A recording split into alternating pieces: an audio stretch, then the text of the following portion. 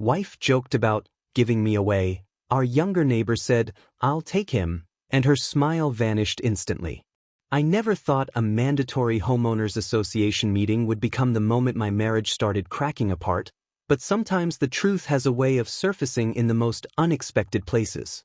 I'd been married to Tiffany for 6 years, and we lived in one of those gated communities in Fresno where the HOA meetings were basically required social torture sessions where neighbors argued about pool chemicals and parking violations like they were negotiating world peace. That Tuesday evening, I walked into the clubhouse expecting the usual hour of mind-numbing discussions about landscape maintenance and guest parking policies, not a public humiliation that would change everything. Tiffany had arrived early with her friend Brooke, and they'd claimed seats in the back row where they could whisper commentary about everyone else's contributions like they were providing director's commentary on a bad movie. I took a seat 3 rows ahead, close enough to participate in discussions but far enough to avoid getting dragged into their running criticism of every neighbor who dared to speak up about community issues. The meeting started normally enough with President Martinez droning through minutes from last month and committee reports that nobody particularly cared about, but the atmosphere shifted when Treasurer Williams started discussing budget shortfalls for the upcoming pool renovation and new security gate installation. We're looking at a $15,000 gap between our reserve funds and the projected costs, Williams explained, adjusting his glasses nervously as residents started shifting in their seats and exchanging worried glances. We'll need to either delay the projects until next fiscal year or consider a special assessment to cover the difference. That's when Tiffany decided to make her contribution to the evening's proceedings. "Well, Kevin takes up way too much space at home anyway," she announced loudly enough for the entire room to hear, her voice carrying that particular tone she used when she thought she was being clever. "Maybe I should trade him in to help with the budget shortfall. Anyone interested in a slightly used husband?" The clubhouse went dead silent except for the hum of the air conditioning and a few uncomfortable coughs as 30-plus neighbors suddenly found their meeting agendas absolutely fascinating. I felt heat creeping up my neck as I processed what had just happened. My wife had essentially put me up for auction at a community meeting like I was a piece of unwanted furniture she was trying to unload at a garage sale. Before I could figure out how to respond to this public humiliation, a clear voice from the left side of the room cut through the awkward silence. "I'll take him." Aubrey Morrison, our 26-year-old neighbor from the end unit, had raised her hand with the kind of calm confidence you'd use to volunteer for a committee assignment. "I actually value people who contribute to their communities instead of complaining about everything."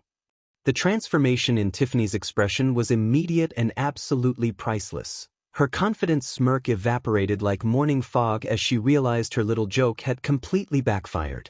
Her mouth opened and closed a few times like a fish gasping for air while a ripple of surprised murmurs spread through the crowd, and I watched her face cycle through confusion, embarrassment, and what looked like genuine panic as neighbors started chuckling and nodding in Aubrey's direction. President Martinez cleared his throat and tried to redirect attention back to the budget discussion, but the damage was done. Tiffany had opened a door she couldn't close, and someone else had confidently walked through it. Tiffany didn't stick around for the rest of the meeting, grabbing her purse and storming out while shooting daggers at both Aubrey and me like we'd somehow conspired against her instead of simply responding to her own public display of disrespect. I stayed for the remainder of the discussion about pool renovations and security upgrades, partly because I actually cared about our community investments and partly because I wasn't ready to deal with whatever explosion was waiting for me at home. When I finally walked through our front door an hour later, the house was dark and Tiffany's car was gone, but my phone was already buzzing with a text message that made my stomach drop. "Don't want to see your face tonight. Staying at Brooks. Maybe your new girlfriend can cook you dinner." I stared at the message for a long moment, processing the sheer audacity of someone who'd publicly humiliated me now playing the victim because someone else had called her bluff, then typed back a response that I knew would either clarify things or make them infinitely worse. "Speaking of girlfriends, how's Garrett doing these days?" My phone rang within 3 minutes, which told me everything I needed to know about how close to the surface that particular nerve was. "What the hell is that supposed to mean?" Tiffany's voice was sharp with panic rather than anger, and I could hear car doors slamming in the background as she presumably raced home to contain whatever damage she thought I might inflict. "It means I'm not as oblivious as you think I am," I said calmly, settling into my recliner while she fumbled with keys at the front door. We need to talk. She burst through the door looking like she'd driven 90 miles an hour across town, her carefully applied makeup slightly smudged and her breathing labored from what was clearly full-blown panic rather than simple irritation. Kevin, I don't know what you think you know, but I know that your phone lights up at 11:30 every Tuesday night, I interrupted, watching her face pale as the implications hit home. I know you've been taking calls in the garage for the past 4 months. I know you deleted 3 weeks' worth of text history last Sunday, and I know Garrett moved back to town in March. The silence stretched between us like a taut wire ready to snap, and I watched her mentally calculating how much I'd actually discovered versus how much I was guessing, her eyes darting around the room like she was looking for an escape route from a conversation she'd never planned to have. It's not what you think, she finally managed, but her voice lacked any conviction and her body language screamed guilt from every angle. Then tell me what it is, I said, leaning forward and meeting her eyes directly. Because from where I'm sitting, it looks like you've been having an emotional affair with your ex-boyfriend while publicly disrespecting your husband, and tonight you decided to auction me off to the neighbors because you've already got my replacement lined up. That's ridiculous. The protest came out too loud and too fast, the kind of overreaction that confirms suspicions rather than dispelling them. Garrett and I are just friends. We've been catching up, talking about old times, nothing inappropriate.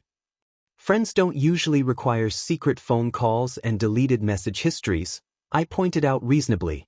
Friends don't meet in garages at midnight when their spouses are sleeping.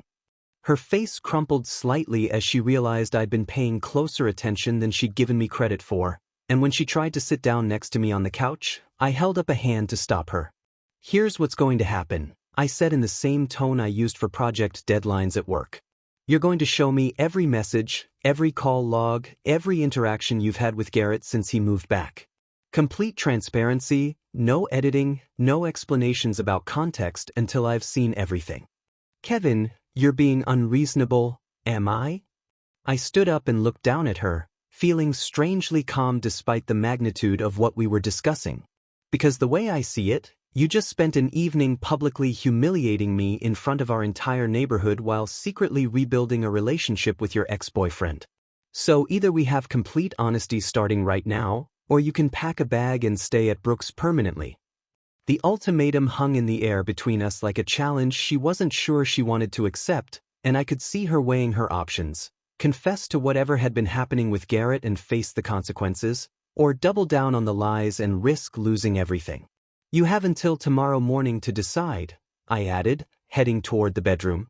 But understand that this conversation just changed everything between us, and how you handle it will determine whether we have a marriage worth saving.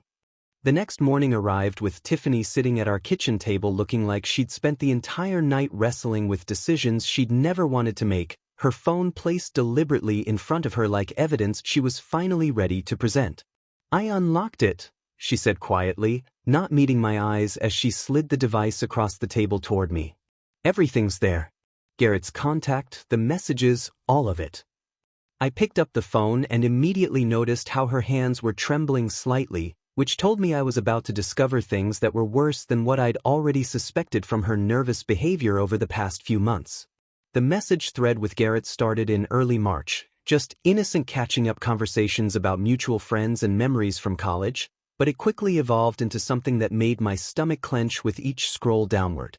By April, they were texting daily with increasingly personal exchanges about their current lives, their disappointments, their regrets about how things had ended between them years ago. Miss talking to you like this, from Garrett in late April, followed by, miss you too, more than I should, from my wife 3 hours later. I looked up at Tiffany, who was staring at her coffee cup like it contained answers to questions she didn't want to ask. 6 meetings, I said, scrolling through location tags and time stamps that painted a very clear picture. Coffee at Brewster's Cafe across town, always on Tuesday afternoons when you told me you were running errands or meeting your sister. Kevin, I can explain. You complained about our marriage being stagnant. I continued reading directly from her messages. You told him you felt trapped in a routine that wasn't fulfilling anymore. You shared details about our private conversations, our finances, our intimacy issues. Each revelation hit like a physical blow, not just because of the betrayal but because of how deliberately she'd constructed this parallel relationship while pretending everything was normal at home. The coffee shop was 30 minutes across town, specifically chosen because none of our friends or neighbors would accidentally discover them there, and the Tuesday timing coincided with my longest workdays when I rarely came home before 7 o'clock. "These aren't friendly catch-up conversations," I said, setting the phone down and looking directly at her. "This is an emotional affair that you've been planning and hiding for months. You've been building intimacy with another man while lying to my face every single day. It wasn't supposed to turn into anything serious," she whispered, finally meeting my eyes with an expression that looked more like regret about getting caught than genuine remorse about the betrayal itself. "It started as just talking to an old friend, someone who understood me in ways that what? That I don't." The accusation stung because it revealed how she'd been reframing our entire relationship to justify her emotional infidelity. "Tiffany, married people don't meet ex-boyfriends in secret locations to discuss how unfulfilled they feel in their current relationships." "We never did anything physical," she protested, as if that somehow minimized the months of deception and emotional betrayal I'd just documented through her own written words. "Physical isn't the only way to cheat," I replied, scrolling back through message threads that showed late-night conversations while I slept upstairs, complaints about feeling unappreciated that she'd never voiced to me, and increasingly intimate exchanges that clearly crossed every appropriate boundary for married people. "You've been sharing yourself with him in ways that should be reserved for your husband." She started crying then, but they felt like tears of frustration rather than genuine remorse. The kind of crying that happens when someone realizes their carefully constructed secret has completely unraveled. "What do you want me to do?" she asked between sobs. "I'll stop talking to him. I'll block his number. I'll do whatever you need." "It's not about what I need anymore," I said, standing up and looking down at her. "It's about what you chose to do for 4 months while lying to my face every single day. You didn't just betray our marriage. You disrespected me publicly last night because you thought you had a backup plan." Before she could respond, the doorbell rang and her sister Monica appeared at our front door with the kind of determined expression that meant Tiffany had called for reinforcements during her sleepless night of panic. "Kevin, we need to talk about this rationally," Monica announced, settling herself at our kitchen table like she was chairing a business meeting rather than discussing her sister's marital problems. "Tiffany made mistakes, but marriages survive these kinds of challenges all the time." "Do they survive 4 months of planned deception?" I asked, genuinely curious about Monica's perspective since she'd always prided herself on being the practical sister who gave reasonable advice. Because this wasn't a momentary lapse in judgment. This was a sustained emotional relationship that she deliberately hid while making me look like a fool in public. Monica shifted uncomfortably as she realized the scope of what her sister had actually done, but pressed forward with her mediation attempt anyway. "She's willing to cut all contact with Garrett and work on rebuilding your trust. Isn't that worth trying?" "Here's what rebuilding trust actually looks like," I said, sitting back down and looking directly at Tiffany. "Complete transparency means I have full access to your phone, your email, your social media accounts at any time without advance notice. It means detailed accounting of where you go and who you see, with verification when necessary. It means couples counseling where you take full responsibility for your choices without blaming our marriage problems for your decision to seek emotional intimacy elsewhere." I watched her face process these requirements, seeing her weigh whether saving our marriage was worth sacrificing the privacy and independence she'd clearly been craving. "And you have until Sunday night to decide whether you're cutting contact with Garrett permanently, or whether I'm filing divorce papers on Monday morning." Monica's intervention proved more effective than I'd expected, and by Sunday evening Tiffany had apparently made her choice, presenting me with screenshots showing Garrett's number blocked across all platforms and a carefully worded message explaining that she needed to focus on her marriage and couldn't maintain their friendship. "It's done," she said, showing me her phone with the kind of defeated resignation that suggested she'd genuinely struggled with the decision. "I told him we can't have any contact anymore, and I blocked him everywhere." For the following 3 weeks, our relationship actually seemed to improve in ways that made me cautiously optimistic about the possibility of rebuilding what we damaged. Tiffany voluntarily handed over her phone each evening without being asked, shared detailed schedules of her daily activities, and made genuine efforts to spend quality time together watching movies, cooking dinner, and having conversations that didn't revolve around our recent crisis. She started asking about my work projects with what seemed like genuine interest, suggesting weekend activities we could do together, and even apologized unprompted for the public humiliation at the HOA meeting, acknowledging that her behavior had been completely inappropriate regardless of whatever personal issues she'd been dealing with. But I'd spent enough years in project management to recognize when progress reports felt too polished, and something about Tiffany's newfound transparency started setting off subtle alarm bells that I couldn't quite articulate. She began volunteering information before I asked for it, explaining her whereabouts in unnecessarily detailed ways that felt more like carefully prepared statements than natural conversation.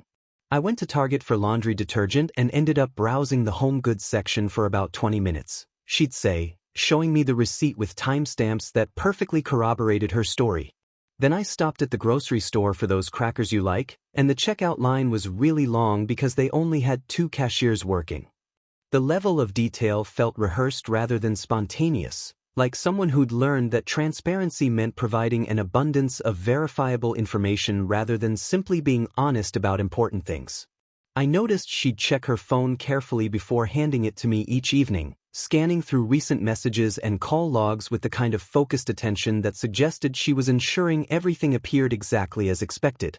When she announced Tuesday evening that she'd volunteered to help Brooke move some furniture to her new apartment, something about the explanation felt orchestrated in a way that made my project manager instincts start analyzing the logistics for potential inconsistencies. Brooke's been stressed about getting everything relocated before her lease expires, Tiffany explained while gathering her keys and purse. I figured I owe her for all the time she's listened to me complain about our problems, and she really needs the help with the heavy stuff since she's doing this move mostly by herself. The explanation was perfectly reasonable and entirely believable, which somehow made it feel suspicious in ways I couldn't logically justify to myself. "What time should I expect you back?" I asked, testing whether her response would sound natural or overly prepared. "Probably around 9 or 10, depending on how much stuff she actually has to move. You know how these things go, always takes longer than expected." She kissed me goodbye with what seemed like genuine affection, and I watched her drive away while fighting the uncomfortable feeling that I was being expertly managed rather than honestly informed. The 3 weeks of apparent progress suddenly felt less like genuine reconciliation and more like an extended performance designed to convince me that real change had occurred, when what had actually happened was that Tiffany had simply learned to lie more effectively after getting caught in her previous deception. My suspicions about Tiffany's evening plans crystallized into cold certainty when Brooke called my cell phone at 8:15 asking why Tiffany had never shown up to help with the furniture move they'd supposedly planned for weeks. "I've been waiting since 6:30, Brooke said, sounding genuinely confused and slightly irritated. She was supposed to bring her SUV because my sedan can't fit the dresser, but she never answered when I called to confirm the time. I thanked Brooke for calling and immediately opened the location-sharing app that Tiffany had agreed to as part of our transparency arrangement, watching as the little blue showed her current position at Brewster's Cafe, the exact same location where she'd been meeting Garrett secretly for months before our confrontation.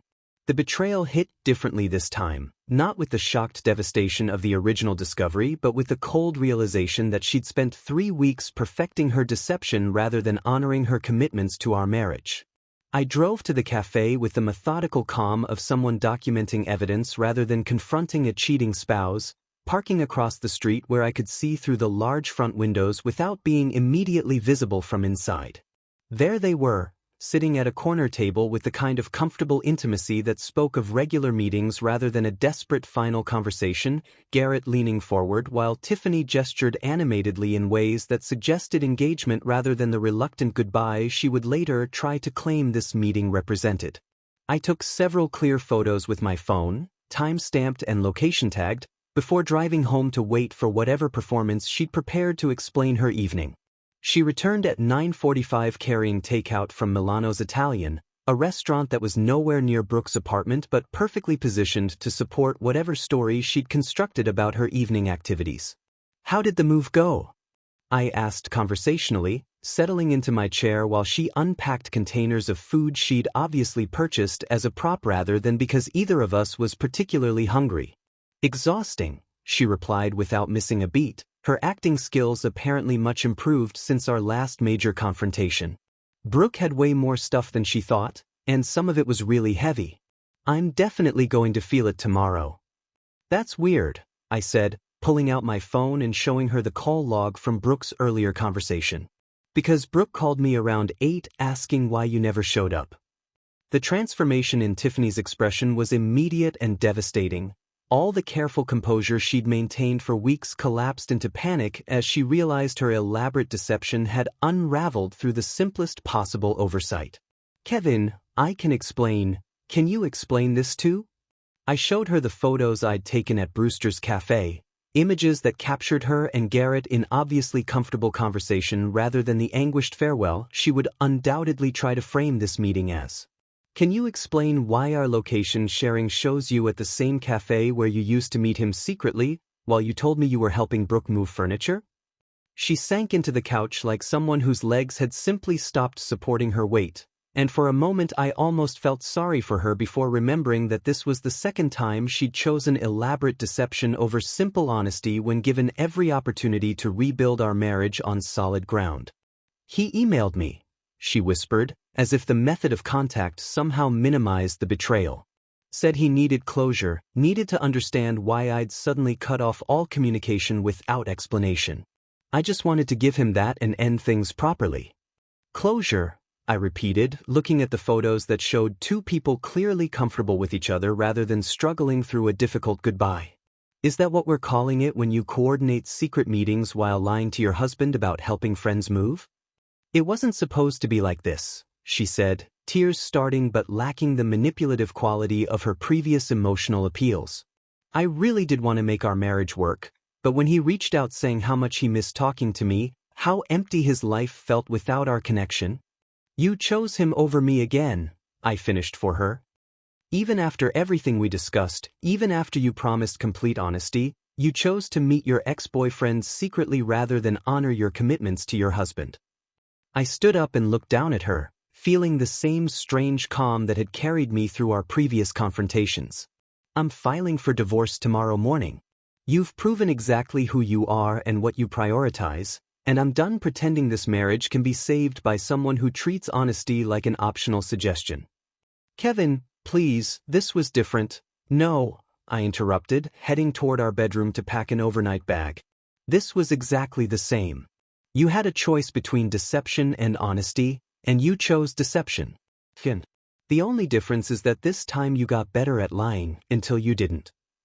I followed through with filing divorce papers the next morning, choosing a lawyer who specialized in straightforward cases where both parties wanted to move quickly rather than engage in prolonged battles over assets we didn't really have. Tiffany launched an immediate campaign involving every family member and mutual friend she could recruit, turning our private marital problems into a community referendum on whether I was being unreasonably harsh or appropriately decisive about repeated betrayals. Monica called daily with increasingly desperate appeals about Tiffany's remorse and willingness to attend intensive counseling, painting me as someone who was throwing away a salvageable marriage over a simple mistake rather than someone who'd given multiple chances and clear boundaries that had been deliberately violated.